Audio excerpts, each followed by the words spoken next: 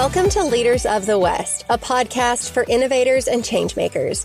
I'm your host, Jessie Jarvis, the founder of the West, and I'm sitting down with agriculturalists, entrepreneurs, executives, and everyone in between with the goal of digging into the strategies, mindsets, and lessons that have been crucial to the success of ag and Western.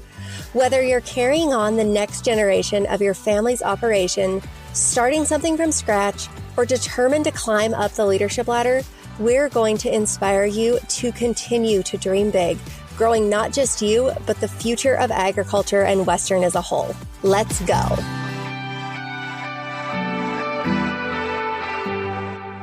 Hello. Oh, happy. What is this week called? I guess if you're listening to this in real time and you're not listening to this, it's the week of December 26th. So it's right after Christmas and in between New Year's, which feels like the strangest week in time where if you're a business owner, there's usually so much that needs to be done before the end of the year. But at the same time, nothing gets done, but the things get done, but it still seems so slow. It's like, how can things move fast and slow at the exact same time? That is how this week is for me.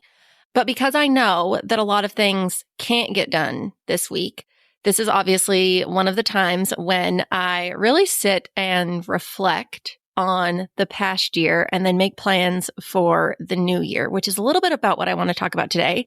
And then I was also listening to a song right before this that has been really powerful in my life. And I want to talk a little bit about that too. So this is going to be a little bit of a hodgepodge end of the year goals, self-awareness episode. So buckle up, everybody. But yeah, so let's get back to goals real quick because now is obviously the perfect time to talk about those. We are closing out the year of 2023 and we're moving into the year of 2024. So if you haven't already, which I'm sure you guys have, but now's a good time to really assess where you are in relation to your goals. If there are still some things that you want to get done before the end of the year, guess what? There are 5 days left. So you still have time. Now is a great time to push for those kind of last minute things that you haven't reached. And now is also a really good time, obviously, to sit back and celebrate the goals that you achieved. And I think that, for me personally, there were a lot of goals that, holy cow, we hit them out of the park. And there are some that we fell short on. And so instead of focusing just on, man, we didn't hit all of our goals, we missed a couple of those marks that we were really looking for, I can't do that. Because that's not fair to me. That's not fair to our team, whether that is personal goals or professional goals. You have to take time to celebrate and really honor those big wins. So if you are somebody who there are some goals on your list that maybe you didn't hit, don't worry. We've all been there before. I am in that same boat too. But that doesn't mean that you can't celebrate and that you shouldn't celebrate what you did and did well, because you absolutely should. I am a really data-driven goal builder and goal setter just because I love data and metrics and analytics. I'm a nerd. So creativity is not my jam. I think you guys know this. But when it comes to setting goals that are based on data, that's really easy for me to sit back and kind of assess okay, well, if we made this goal that we were going to do 10% better in this and we only did 8%, hey, we still did 8% better than we did. That's why I really like goals that are built around or centered around data, metrics, analytics, things that are really measurable, which is part of that SMART goal-making process that we've all heard before. But now is also a really good time to assess what worked, what didn't, and then how you can strategically develop what worked and what didn't into the plan for 2024. So there is a past episode of the show. I believe it's episode 10. I'll link it in the show notes, whether you have listened to it already and you want to re-listen to it, or you are a new listener and you miss what I'm talking about. It's all about how I set my goals using a very specific matrix and framework in doing so. So I set my yearly goals based on this framework. And then I also break that up into quarterly goals. And I set those quarterly goals in this way. But if you haven't listened to that podcast, I highly encourage you to do. It's actually one of our most listened to episodes. But basically, I make all of our goals for the year. I prioritize that based on what needs to get done first, what needs to get done second, so on and so forth. And then I put those into a sticky note, map framework, if you will, that's on my office wall, that's broken down into 12 weeks. And that tells me exactly what I need to be doing each week of the quarter. And if all goes correctly and all is done according to the plan, then at the end of that quarter, I have reached those goals. Now, obviously, that's a little bit different if you have what I call a habitual goal, which is where it's something that you need to do every single week. So obviously, if I need to reach 300 new customers, let's say in the year, I'm going to break that into quarters. I might have hit my quarter one goal of how many people I want to reach out to, but I still have 3 more quarters of people that I need to reach out to. So that's what I mean when I say a habitual goal. But anyway, that is the kind of quick rundown or the Cliff Notes version of that episode. Like I said, I highly encourage you guys to go listen to it because now is the perfect time to set that framework into action and to really set yourself up for success in 2024 and figure out what worked and what didn't this year so that you can strategically make a plan for the next year to be bigger, better, stronger, faster, whatever it is. The other thing that I will say, which is what I'm going to get to next, is when it comes to goals, it's obviously really important to have goals for your personal life and your business life, whether you're a business owner or whether you work for somebody, your career. But I also think that just as important as all of that are personal goals for yourself that make you a better person, which really goes back to self-awareness. So a couple of weeks ago, I interviewed Taryn Dreeling for a podcast episode that will launch, I believe it's in the end of January. So you guys are going to have to wait a month for it. I hate to talk about it now and then you're not going to get to listen to it. That's kind of a bummer, but it's coming. It's really, really good. And we talked a lot about self-awareness because Taryn is an Enneagram coach. She is highly skilled and she's done a lot of training in the Enneagram work. She does a lot of personal stuff with it. She also comes in and talks with businesses, but the root of the Enneagram or any kind of self-assessment is self-awareness. And the reason that I want to talk about self-awareness is because we just came off of the holidays. And chances are, if you were around people during the holidays, whether that is coworkers at a holiday Christmas party, or you were around your family, or you maybe went back home and you were around your old high school buddies. Oftentimes we leave those situations or those events and we come home and we think, man, that person hasn't changed. Or man, I really don't like that about that person. Or holy cow, I now remember that they do that thing that they do, right? And so I think that that's one of those things too, especially when it comes to holidays and family. I mean, for a lot of us, the holidays are the time that we get to spend with our family and it's great. But for a lot of people, that brings on a lot of stress and just general uncomfortableness. Is uncomfortableness a word? I don't necessarily know that it is, but you get what I'm saying there. Because we can be around people who may or may not trigger us in some way. And I use that word very lightly because there's a lot that goes into that word. But, whether you're around somebody like an uncle, let's say, who is just always unkind and always has to put you down and you're away from that outside of the year, but then when you go back for the holidays, you have to be around that. And that kind of spirals you back to that place of, man, I don't like that quality about that guy. So it's just really important to be self-aware because I think oftentimes there are a lot of qualities about people that we don't like about them, but oftentimes they're also present in us. And that is something that I personally have really had to learn and work through, which is why I want to talk about it because it's just really, really important to be self-aware. And I would say over the last 5 to 10 years, I am somebody who has become pretty darn self-aware. And the reason so is I want to become a kinder, smarter, better, stronger version of myself. And here's what I mean by that. So have you ever looked at who you were, like the younger version of you? Let me tell you what, 7-year-old Jessie Jarvis, although I wasn't Jessie Jarvis then, I was Jessie Thompson at that time. But 7-year-old me, I was the girl in class who knew every answer. I raised my hand every time the teacher asked a question. I would correct people, which all of that is really cute when you're 7. But let's say you're 37 or you're 47. That's not so cute then. Those are those qualities that we're like, holy cow, I wish you would have outgrown that, right? Can you imagine being surrounded by somebody now who raised their hand for every single answer and thought they knew everything and was never wrong and was always a perfectionist? What a little monster. And that is absolutely who I was or who I am at my core. I am a perfectionist. Like, I like to be right. I read a lot, so then I know a lot, but nobody wants to be around a know-it-all. I don't want to be around a know-it-all.